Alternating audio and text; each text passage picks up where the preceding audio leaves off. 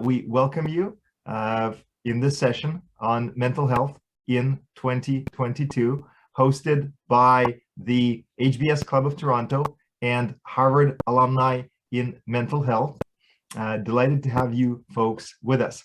I'm the president of the HBS Club of Toronto, at a time where we've had a lot of turbulence. It's been 2 years of very unusual times for the planet, for our countries, for Canada and for US, as we have representatives of both countries on this call, with very significant adverse, unfortunately, impact on healthcare, on mental health, and hence the discussion is so timely and important. And I'm delighted that our HBS Club of Toronto officer, Peter Goodman, has decided to lead and host this conversation with our impactful panelists on such a pertinent topic.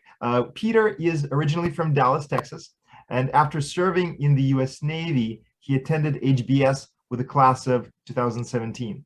After graduating from Harvard Business School, he joined M&T Bank Corporation, where he has held several roles in compliance, cybersecurity, technology, and wealth management.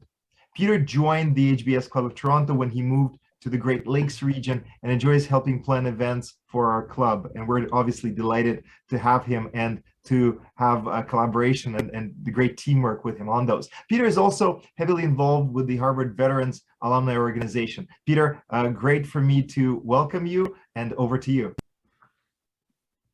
It's really wonderful to be here, and this is the culmination of months and months of work, and we know the importance of this topic, so we're so glad to be able to spend some time with you all this morning. I'm going to keep my remarks brief, just so you can sort of orient yourself as we go through the rest of this hour.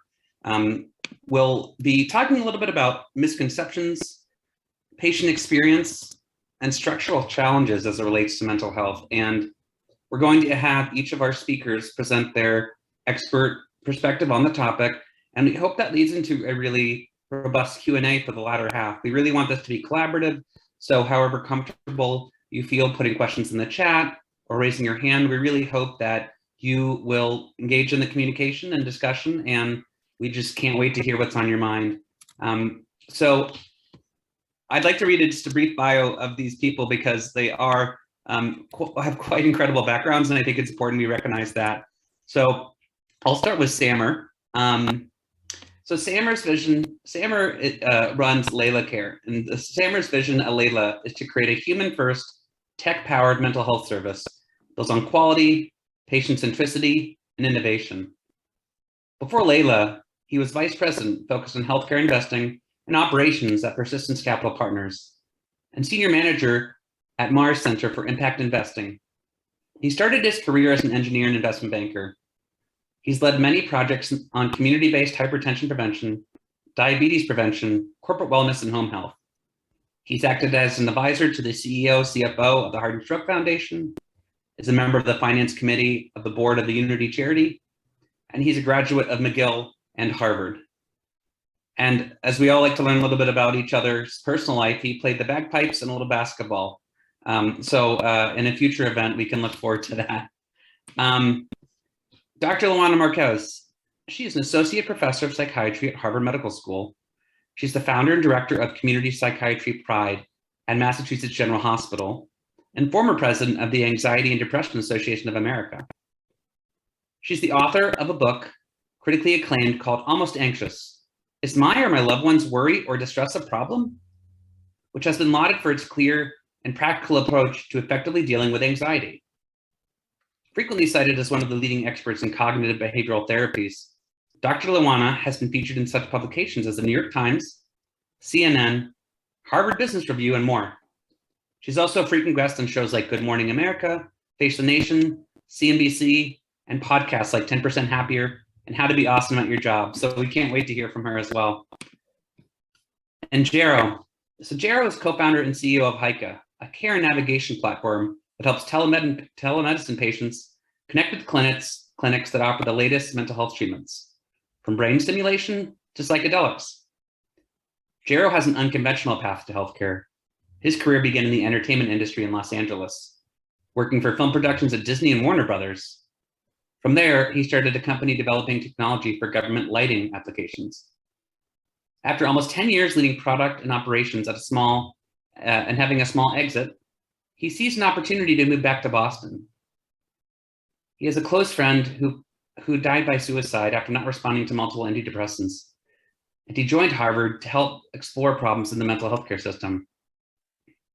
He's deeply involved with the entrepreneurial community as an on-deck health fellow, a teaching fellow and judge at the Harvard Business School Startup Bootcamp, and as an advisor to Latinx founders. He is a dog and outdoor lover, and he's a proud daddy of baby Tommy and husband of Guillermo. And we were really thrilled to have him. So I walk through that because all these people bring significant practical experience in this field. And that's why we're so excited, because they're going to be able to bring different perspectives to this common topic that I personally have anxiety and have had to deal with that for several years. And I think the more we can be vulnerable and hear and learn how we can help ourselves and help others, the better. So I'm going to be quiet and I'm going to turn it over as we sort of start this series of sort of expert perspectives. And first, we're going to start with Dr. Luana talking about misconceptions in mental health. Dr. Luana? Thanks so much, Peter, for the kind words. Hi, everybody. It's delightful to be here with you guys. So maybe it would be helpful just to, at a high level, just to share a little bit of why I'm sitting here and why I'm so passionate about this. You know, I grew up in Brazil in a pretty challenging situation and climbed myself out of poverty, got myself into Harvard, and really learned a lot of the science behind mental health that way, and believe that we are in a place that we need to really be disseminating that to the world. And so a lot of the work I do is really moving away from the ivory tower and getting to the streets and helping people understand what cognitive behavioral therapy is. And I'll start there with a big misperception, which is people believe that therapy is not effective, that therapy is sitting in a couch. But the reality is, we know with more than 450 randomized controlled trials that cognitive behavioral therapy is very helpful.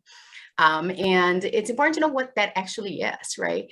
And so I'll give you an example. A situation happens, and immediately we will affect what we say to ourselves, how we feel, and what we do. And so I'm in LA right now in a work trip, and yesterday I got this frantic text from my husband that my son had fell. And I was in the middle of a shooting, and my heart immediately started to pound. I had this image of my kid like bleeding out and thinking like, what do I do, right? And that's at the core of CBTs, this idea that we often, when we are anxious or stressed, we have thoughts that are catastrophe, they're black and white, that affects how we feel and what we do. And in CBT, we break that apart and we help people shift their perspective, widen their lenses. We help people understand the root cause, what's getting them stuck, being able to label emotions, and also to do what I think is one of the most important things, which is to approach instead of avoid. And so in summary, the first piece is really that CBT is effective. It works for a wide range of people, and that we all should be using it. The second piece that I think is also misunderstood is really what's the root cause of what gets most of us stuck. And it doesn't matter if you have clinical depression, anxiety. The reality is all of us have moments that we're anxious, stressed, that it feels like it's too much. And especially during this pandemic, you know, what I hear people telling me again and again is they feel like they are skating on thin ice and a little extra weight could just break it. And so I really think it's important for us to then start thinking about what can I do and what is the root cause here? Often when people come to me, they say, you know what, take away my anxiety, take away my depression, right? But the reality is, I think about those things a little bit as fevers instead of the real infection. I think the infection really is how our brain is responding to the environment. If there's a lion in front of all of us here, we're all going fight, flight, and freeze. That's the reality. And what we don't think a lot about is that our brain responds the same way to a lion as it does if we get an email from our boss saying, I need to talk right now, right? You might be the kind of person that fights right away. You might respond, you might freeze, not know what to do, or you might just walk away. And when our brain does that, we're really sort of avoiding the pain.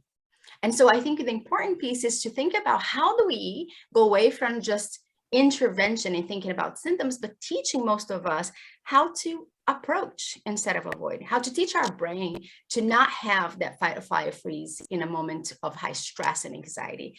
And I think that's where we really need to be going, is towards really preventing instead of intervention, because the reality is in the US alone, we have 30% of people needing mental health care right now, and 0.17% of us are trained to do it.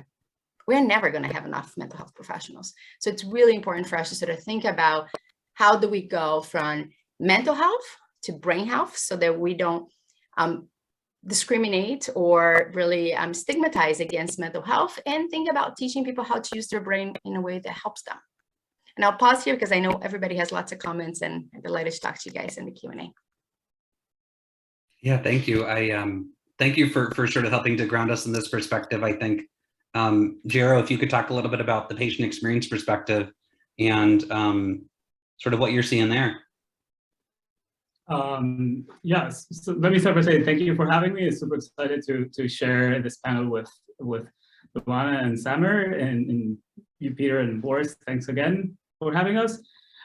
As you put it in my introduction, I have an unconventional path to healthcare. I decided to work in the space, and because of a personal experience and seeing a friend of mine go through this journey, and that's sort of inspired to look into the patient experience. I spent 2 years interviewing patients, providers, therapists, psychiatrists, PCPs, and learned a lot about this space, things that for me were mind-blowing. That, for example, 70% of antidepressants, or over, like in some counties, like 80–90% of antidepressants are prescribed by a PCP.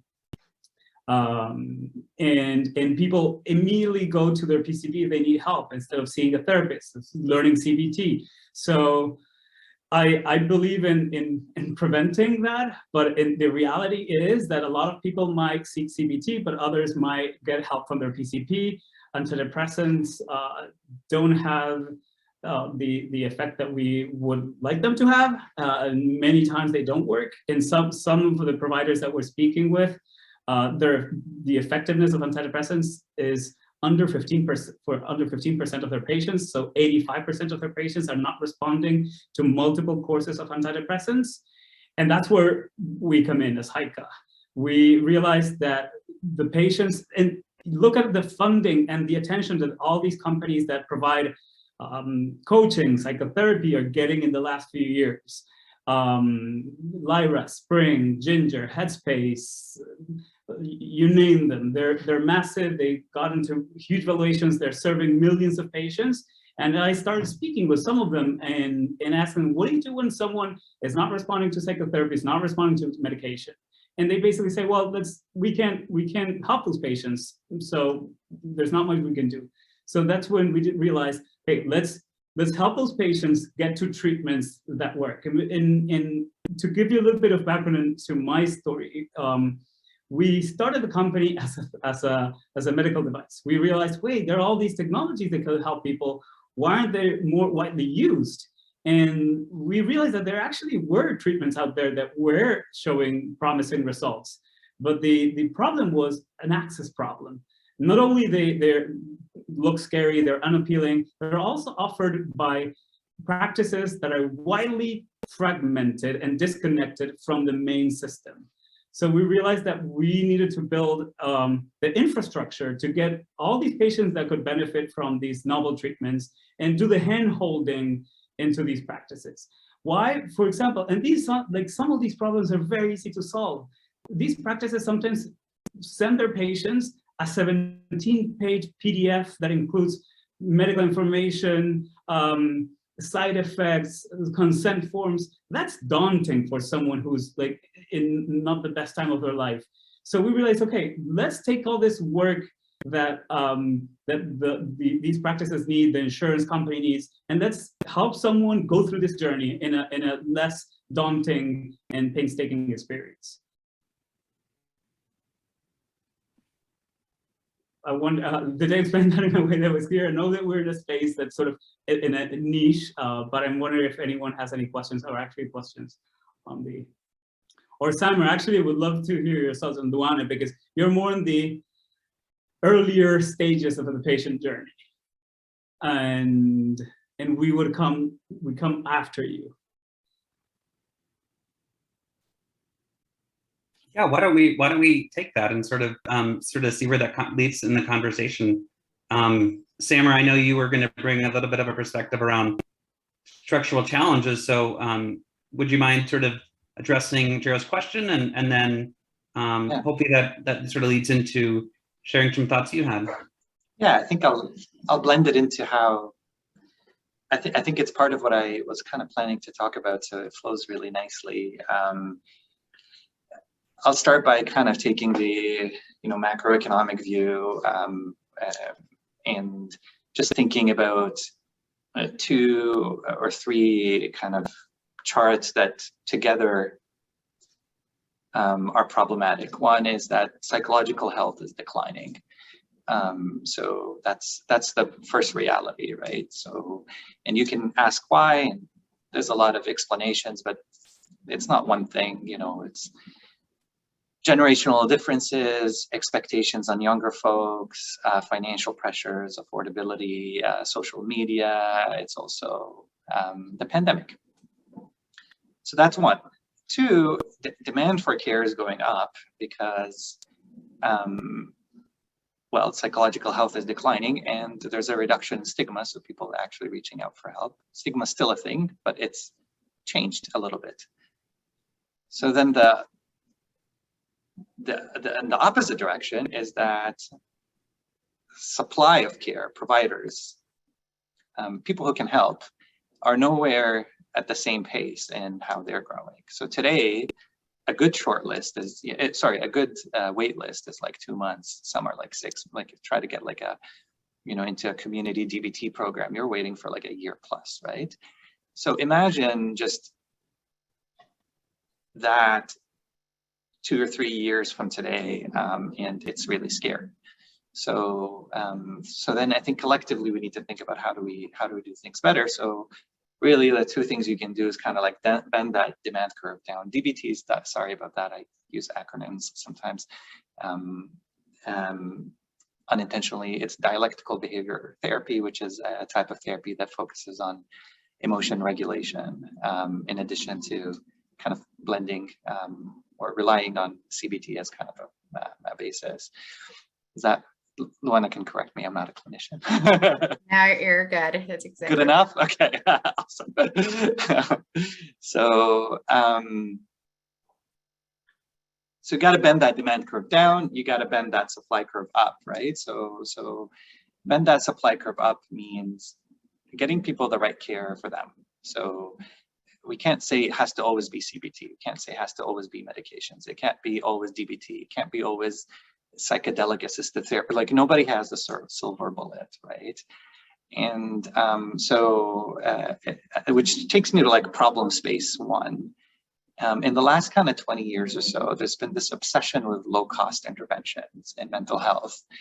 And, so we nothing wrong with low cost interventions for where they work for those specific populations. But sometimes kind of cutting people short in mental health is the equivalent of like somebody having a broken arm and telling them, well, you can put a cast or you can just duct tape it. So yeah, duct tape is evidence-based in the sense that duct tape is probably going to be better than no duct tape. But that doesn't mean it's the right thing to do, right? And this is what happened in mental health in the last 20 years. A lot of duct tape. What we need is people getting the right care for them at the right time, right? And then in terms of kind of bending that demand curve down, I think prevention and early intervention is the right answer. And so how do we get people focused more on their mental health and build skills? And then how to get people who like are caught off guard and maybe start struggling, how do we help them as soon as possible? And so we started off with kind of providing therapy. We still do that. That's the majority of what we do. But today we're also saying, how can we blend in mental health within physical health care in areas where mental health is at people's mental health is at higher risk. So we're talking about, diabetes, injuries, cancer care, etc. And so that's kind of part of where an area we're exploring is a way to, like, maybe it's not all the way intervention, but it is maybe right between intervention and prevention. And sorry, not all the way prevention, but it's between prevention and early intervention. Because we know somebody who has diabetes or lives with diabetes is, for example, twice as likely to develop depression. Right? So, a couple of just other things in terms of thematic problem areas that I wanted to touch on. Millennials and Gen Zs are 2+ times more likely to develop mental health challenges. Actually, in Canada, 70+% of them are at risk of developing mental illness, as compared to 30% in boomers. So that's the reality. So we can point fingers, blame people, etc., but that's the reality we live in, and we need to support folks, right? The good news is they also are a lot more likely to reach out for help than their older counterparts. So I think that's where we have a collective responsibility to get them the help as early as possible. Right? Yeah, and just finally, in terms of kind of time to get help, I'll share a statistic from our practice, our private practice psychotherapy platform. So when folks reach out to get help with Layla, we ask them, how long have you struggled with your mental health challenges that have impacted your function before reaching out? And more than 70% of the time, it's more than a year. And so what is happening during that year, right? Like it's kind of back to the opening remarks of this panel, like what is happening during that year, right? And what could have, imagine a world where people don't wait a year, or imagine a world where people have the skills to come up to manage things as they come up, right? So yeah, those are kind of my remarks, and I think like the focus on medications, Jero, is important point. We about a third or so of our clients are also on psychiatric medications. They're often telling us that they're not helping, and I'm really pleased to see some of the innovations in that space. It's a little bit outside of what we do, but things like pharmacogenetic testing to identify the right medications for you, and innovations in psychedelic assisted therapy. Finally, there's new stuff happening in the medication world. And like I said, there's no one answer to mental health. It's the same way there's no one answer to physical health. Everybody's different, and we need to kind of hit it from all angles. Thanks, Samer. Again, the goal of bringing these different experts together was to try to provide an academic, sort of corporate, a startup perspective on healthcare. And I think, I feel like I've learned, my wife is a doctor in behavioral care, and I feel like I've learned a ton just in the last few minutes, hearing sort of from the breadth of expertise here. I want to encourage attendees to put any questions they have in the chat and raise their hand, and we will go right to those. I can tell you that the attendee count is rising as we go through the meeting, which I think is wonderful, because hopefully it means everyone's saying, come on, join this. This is really good. So we will keep this going. So Dr. Luana, in the world of academia, I think sometimes we rely on academia to tell us what's in the future, what's around the bend. Do you see anything that is maybe an early idea that could start to help address from a sort of therapy perspective some of the challenges we're experiencing today? Or I think we're all very interested to know, what does the cutting edge look like? What could we expect a few years from now after more research is developed on it? Thanks, Peter. Please call me Luana. No need to call me doctor. It's an interesting thing, because my area of expertise, right? It's cognitive behavioral therapy. But the last 10 years, what I really focused on is what's known as implementation science, which is how do we get what works in the hand of people? How do we get those wait lists to go down? How do we get community providers to be able to learn CBT? Because Simmer is right, like the wait list at a good day is 2 months, but any of the wait lists at the Mass General right now are years, they're not months. Somebody couldn't get to see me for years. And so that to me is unacceptable. So I think one of the things that we are pushing and our labs at Mass General all are working towards is how do we get what works to people? And I think that's really important. And I think there's creativity there. Like, for example, for the last 5 years, I've trained paraprofessionals to deliver cognitive behavioral therapy with significant effects. So we've got people coming out of jail, learning CBT skills from youth workers, and they are 60% more likely to get a job after they learn CBT. And so there's a way that we can bend that curve, as Summer's talking about, by sort of innovating who is the provider, right? But the reality is, and then you have, I think some of us have talked a little bit about this, but there's psychedelics, there's things coming that, there's promise in the horizon. But I also think what we really need to do is prevention, not intervention, right? That's the reality. We're never going to bend this curve enough at the velocity that it's going. And Summer was right about Gen Z and millennials. And it's really shocking, and the pandemic has made it worse. That's why I'm personally committed to really getting those skills out there. I have a book coming out next year called The Bold Move that shows how do we teach general people, right, how to use these skills. Because honestly, I learned it from my grandmother. I learned CBT from my grandmother. Yeah, I went and got a PhD and all of that, but I wouldn't be sitting here had not somebody early in my life intervene and actually taught me how to get out of poverty, how to think broader, how to imagine a world that I couldn't see in front of me. And if we can teach every kid in schools from their parents to regulate their emotions before they need dialectical behavioral therapy, that's to me what the juice is. And as you can see, I get too excited about this, so you can totally stop me at any point. Well, it's apropos because we just got a question in the chat from Manny Anch, and he talks about how technology might assist and help and further this work. And specifically, his question is, how can technology be leveraged to assess mental health on a real-time basis?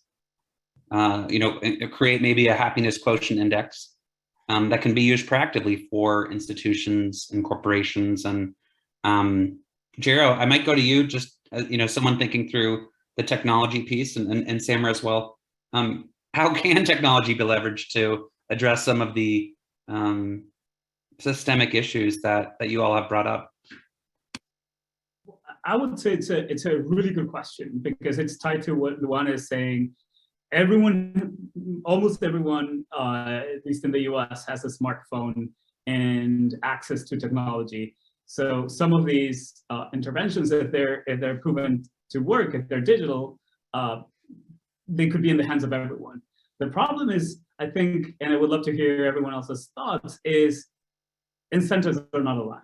You talk to a health plan, a payer, about preventative medicine or preventative mental health care, and we were talking before everyone joined, we were talking about diabetes and heart disease, and basically the system is built for you to get diabetes, and then they tell you what to do. And I think we see this in mental health. It's even harder to pinpoint in the earlier stages. So who's going to pay for something that's preventative? You're basically putting on the hands of the patient, the user, to pay for it, because at least that's how I see it. I would love to hear everyone else's thoughts, but we explored that path at one point, and we realized, I actually had one investor who said, like, hey, if you're going to build something that's going to help someone before they get diagnosed or before they're like seriously mentally ill, who pays for that? No one cares. And it was a sad reality. I want to comment on the who pays for it, but before that, just on the technology question, I want to say something really weird for a tech entrepreneur to say. I don't know if the focus on technology is right. So hear me out. So in mental health is so human, right? And technology leads to kind of like one size fits all stuff a lot, unless it's helping with personalization, which is why I'm going to get to. That's how we use tech. So in mental health, like the foundational like treatment plan and protocol being used is really important, and just as important is the interpersonal skills and the human connection that somebody builds, the validation, the empathy, the goal consensus that you build with a therapist, or if in a group with your peers, or if you're going preventative, the support system, right? So all that stuff is like human-y, right? So then the question is, if that's the ingredient that works, there's really two things you can do with it from a tech perspective. You can replicate empathy and hearing and listening and goal consensus by a robot, which is really hard, right? Like maybe a robot can listen, but can you feel heard? Like, I don't know, question. Or you can say, I'm going to use tech to make the human piece come out more, right? So that's kind of the approach we started with Layla, and even kind of how we built our business. Like we start with the human and back into the tech to emphasize the human connection. So for example, we use tech to make our matching algorithm more inclusive. And by the way, mental health is a DE&I issue in so many ways, like mental health being a disability and mental health being more prevalent among specific minority and equity seeking groups, and minority and equity seeking groups being more likely to leave a job because of mental health reasons. So we use tech, for example, to make our matching algorithm better, but we still have a human intervention to help onboard people. We use tech to make our group therapy more effective by having self-learning modules, and like other ways to enhance the experience, but there's still the human element, and you need that. And I think it's okay that it costs more sometimes, right? Yeah. Thanks, Samer. Your comment around, robots can listen, but can they feel is striking. Or can the person feel heard? Like the robot can listen, it could be smart enough to actually know what to say to you. But like for you to feel better, you need to feel heard, right? That's where validation comes from, right? So I don't know, like I don't know, maybe I'm behind on the research, but it's a question, right? Yeah, so we have a great question from BJ, which I'll post to Samer, and then a question from Alex, which I'll post to Luana for next steps. So Samer, as you're a CEO, you are trying to balance outcomes and both patient outcomes and business outcomes. There's a question about, what are your thoughts on the success of genetic testing and using that to treat mental illness? Have you thought about that as a part of a toolkit that you would, look at or would, be important to patients? One, potentially help the business two, to be more specific in treatment. Yeah, I mean, I'll start by saying, like, our mission is to empower people to take control of their mental health. And then just like any entrepreneur, for practical purposes, then you got to pick a problem space. So like the first job to be done was help me find the right therapist for me in a warm and dependable way. So that's kind of what we did for the first couple of years. Then we started thinking about supplier shortages and the benefit of group therapy. So we did that. And now we identified with enough data how important medications, or how big of a problem space medications is, especially when they're not being managed. And then just this quarter, we're starting to say, okay, is there a role for us to play in that? We're doing preliminary research on potential partnerships with pharmacogenetics providers. I can't say I know enough to provide an opinion, but I will say that I've seen enough to be really excited about the potential here. Yeah. Well, until we get those all on the market, Luana, there's a great question about the role of mindfulness and the importance of that in helping to treat mental health. Could you talk a little bit about how you see that? Yeah. So, I think in the early to mid 80s to beginning of 90s, there's plenty of research on the mindfulness-based stress reduction. John Kabat-Zinn's work actually works. And so there's newer protocols for mindfulness, but what I see is that if you are moderately anxious, for example, not extremely anxious or low anxiety, mindfulness can be very helpful and successful. I personally see mindfulness as a way of being, not as a treatment. And I think about mindfulness as anything we do, right? We're here together talking, not doing 5 other things. And the research is solid. When you single task instead of multitasking, your brain's better, you're less anxious, you're less depressed. And so I think it's a great maintenance. I don't think alone deals with severe depression or anxiety, but certainly there's plenty of data and I think it's helpful. And you can do it anytime, right? That's the other thing about mindfulness. How often do we check our emails and then look at our phones at the same time? That's not good for your brain.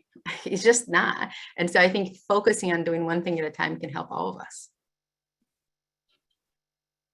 Jero, I'm going to make the assumption here that it takes investment to achieve some of these outcomes. You talked about standing in front of investors. Tell me, what do they care about? Is that aligned with what you're trying to do? I think it'd be really interesting to hear your perspective and especially with our business minds, we think one thing, we think of returns, and it's something that's important to this. The returns from investment can be much better and different than maybe dollars in the balance sheet. So I'd love to hear how you've navigated that with investors. That is a good question that I think I will start answering it with how we had to play in the field there are multiple stakeholders in this space we're at. In our case, there's the referring provider, that can be a therapist, it can be a telehealth company, a telehealth provider, and then there are the clinics that offer brain stimulation, psychedelics. And so it was a fantastic learning experience for us to understand, okay, what does the patient care about? What does a therapist that is seeing the patient care about? What does the clinic care about? You go to one of these practices that offers novel treatments, and you ask them, what is your biggest pain point? And they say, getting new patients. Like they're spending $1,000, $1,300 in Google ads to get new patients. That when we discovered that and we started seeing it across the board, we said, how come these clinics that offer interventional psychiatry are getting patients out of Google ads? That's their main source of patients. And they had such high patient acquisition costs. Also, it's a lot of money going to Google and marketing agencies. So we saw there was a need that we could, a problem that we could solve, and also getting paid. So, and this was also quite a challenge in healthcare, because we told these clients, okay, well, we have providers that can't help patients anymore, or they need extra help. And let's say someone is doing talk therapy with a therapist, and the therapist says, well, you might benefit from these other novel treatments. Our goal is to keep that person, that patient, doing talk therapy. We don't want to say, no, there's a next step. It's just a parallel step. The way we're building our company is so we're a parallel step to CBT or psychotherapy, whatever that person is doing that is more on the human level. This is connected to what Samer was saying, and we believe in that, but we also are seeing that the data shows that some people need extra help. So the clinics that we send patients to offer to pay $1,000 per patient. We had to lower that amount because it depends on the treatment and the legalities around that. I don't want to get into Stark Law, anti-kickback statutes, but we are not a provider. So we figured, okay, this is a way we can make money now. That's where our business became interesting for investors. Because at first, investors would say, like, I don't see how we're going to make money, because we didn't want to, we were in this tricky spot. Okay, who do we charge? Now we're seeing that our business model will evolve, and we're going to make less money from the provider that we refer to, and we're going to start making more money from telehealth companies that have value-based care contracts. So they get paid if those patients get the care they need. So we help them keep those patients, continue doing psychotherapy, coaching with our services, and in parallel, we can get those patients to interventional psychiatry if they need to, and bring them back on to the referring entity. Just to kind of like weigh in on that, I think this kind of concept of business and social impact being opposite dimensions is, I think, a little old school at this point, right? In innovation and tech, and also yeah, I mean, obviously still there, and there's a lot of businesses doing bad things, and you can try as much as possible to align the two. So a couple of levers. The first thing is choosing business models that are inherently aligned, you know, where your business KPIs and your social impact KPIs are exactly the same thing. Then you're never going to find that conflict, right? And then also just working with partners and investors who understand that you're in it for the long term. You have a mission, and that in healthcare, solving for the short term, that doesn't work at the end of the day, right? Like at the end, it has to be about patient impact or helping people, I guess, the client impact, and the word we use. So I think it's possible. It just takes intentionality. Yeah.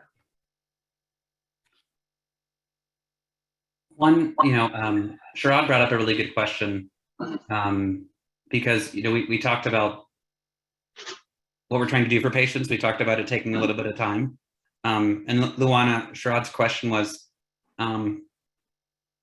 with the shortage of professionals, with these wait times, with a lot of things having to line up, like Jero mentioned, to successfully help deliver care, how can family and friends be involved in the affected person? How can the system around them help be part of the solution, treatment?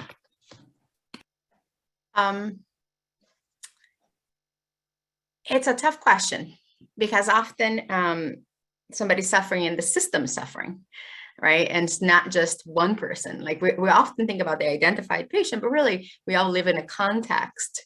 And often when somebody's suffering, that context is also having challenges. At a big level, is helping people to, and I guess it's specific, right? So if we talk about depression, family member can help with something like behavior activation, which I think is charge up, takes spending energy to make energy, right? So if you're feeling depressed, you don't want to do anything, going for a walk with your loved one is helpful.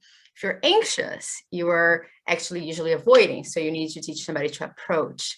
But in an easier way, I guess reading good books, they're evidence-based, and listening. In the end of the day, as Samer said, we want to be heard, and listening without having a solution, right? If you're not a mental health professional, you listen, you reflect, you're present. And that's one way to support. The other one that I see a lot, and I hear a lot from parents and family members, is how do I get some data? How do I get, NAMI, for example, have fantastic family presentations. I'm presenting for them in the end of the year, and family members can attend and learn more about what the challenges are. But it's tough. Yeah, the waits are long. I think a 2022 discussion with business and other topics wouldn't be a 2022 discussion with business and other topics if we didn't talk about talent and bringing others around you that can help address this. I see Samer shaking his head, and because I was going to go to you, what's that been like for you in trying to bring others into the ecosystem to help work with you?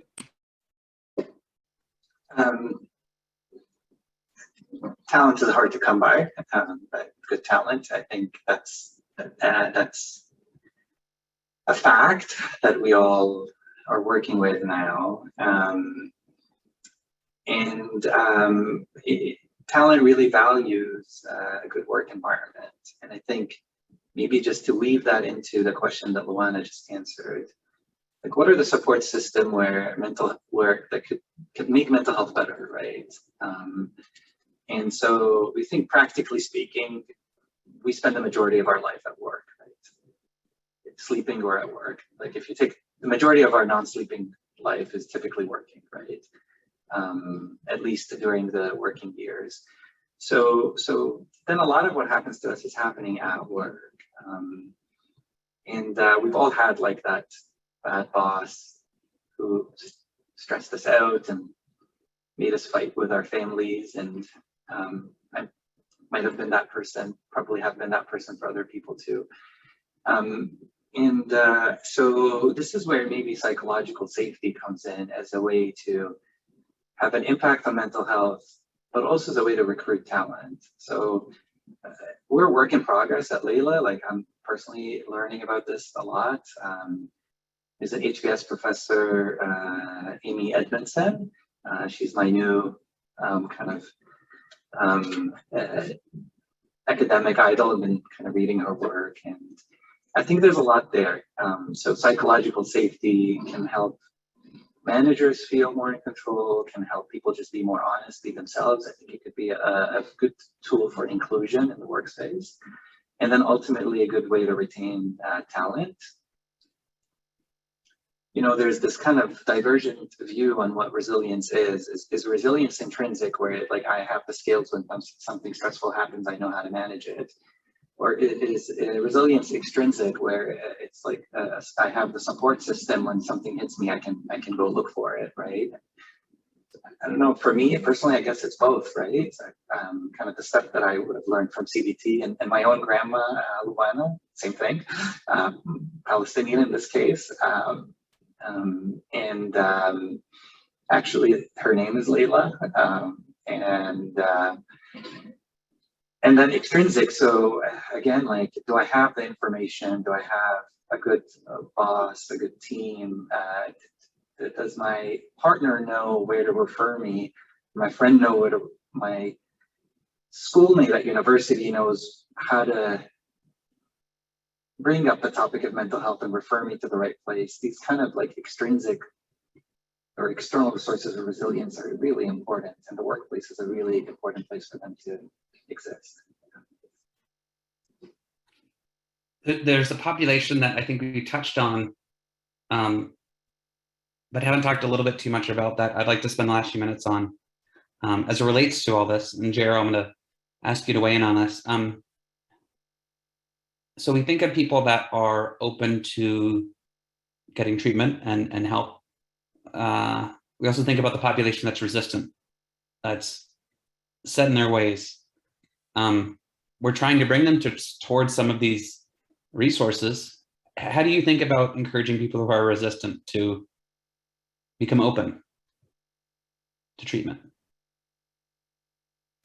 So I think, Peter, let me know if I'm understanding your question correct, because I think there are two types of resistance. Either you're treatment resistant, so it means you're not responding to medication, and then there's that resistance, which I think what you're pointing to, which is that mental resistance or psychological resistance to, I don't need help, I don't want to get help.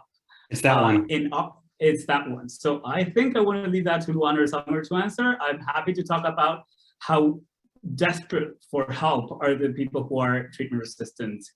And we actually onboarded someone to the team yesterday who is helping us building our CRMs, but this is by chance. He in the first interview, he shared his journey from psychotherapy to medication, failing medication multiple times, being hospitalized 3 times. So a very, very hard journey, and his willingness and strength to try to find help in the worst times of his life. So I think it's worth mentioning the difference between the two. Luana, what do you think of resistance on just that first step? I think it's hard. I see a comment here. The reality is, therapy won't work. Medication might not work if you really don't want to change anything. And change is hard, right? And when you're suffering, it's even harder. If you're talking about somebody that's depressed, for example, their brain's locked. They are not thinking clearly. And so it's usually my experience is people end up losing a lot before they move towards that thing. When they really resist and when their brain's like, I do not want help, they tend to have to get to a place where then help is needed, which is unfortunate.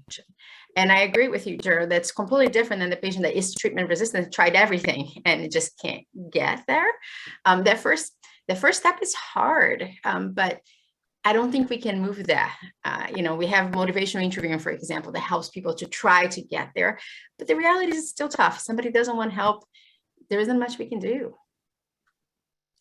That's an interesting way to connect that to preventative care.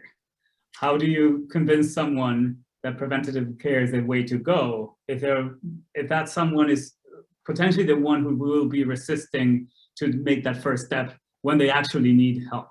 Yeah. So this is where I think we need to put the medication in the water, and people need to be drinking without knowing in prevention, right? That's how I think about this. And by medication, I mean skills, not therapy. Like the same way that Samara and I learned from our grandmother, if everybody could get a dosage of that, right? And I had shared with you guys, I'm working as consulting for a startup that is going to work with influencers and teaching them the skills, and they're going to be creating videos. There are basically CBT videos, but if you watch those videos, you're not going to think it's CBT. And so it's one way to sort of think about it, but we have to sort of be creative about how to get prevention there. And I think you're right. Most companies don't want to pay for it. So we need to find a different business model. That is a perfect lead into the last question we have. And I love, I think about your comment of influencers. I just think about the phone right here and just the different channels. And I think it's exciting to think about what externalities may come from that. So Samara, in closing, Luana mentioned the resistance. We talked about resistance within people.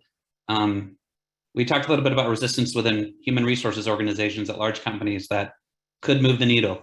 How do you think we can start to get more buy-in from entities like a company to be able to employ more proactive techniques for their employees? Yeah, I think it's important for any initiative that relates to people, whether it's inclusion or mental health related psychological safety, to with all respect to HR professionals, not be viewed as an HR initiative, but like one that is really intrinsic to the entire organization, including HR, and really top down from the leadership themselves. Unless psychological safety happens in one-on-ones where a VP is talking to a director and they ask them about, okay, what was hard last week? And the director feels like they can honestly tell them about this injury that happened on site, and not have to be really stressed about bringing that up, right? So so this is where it actually becomes a way of work, and it needs to really be part of the leadership style of the company. And again, we're at my company, it's a work in progress. We're learning how to do that and the basics of it. So then, what does that mean practically? I think practically we need to include mental health and psychological safety in business school curricula. We need to celebrate leaders who are authentic and open and create a space where others can be honest and themselves.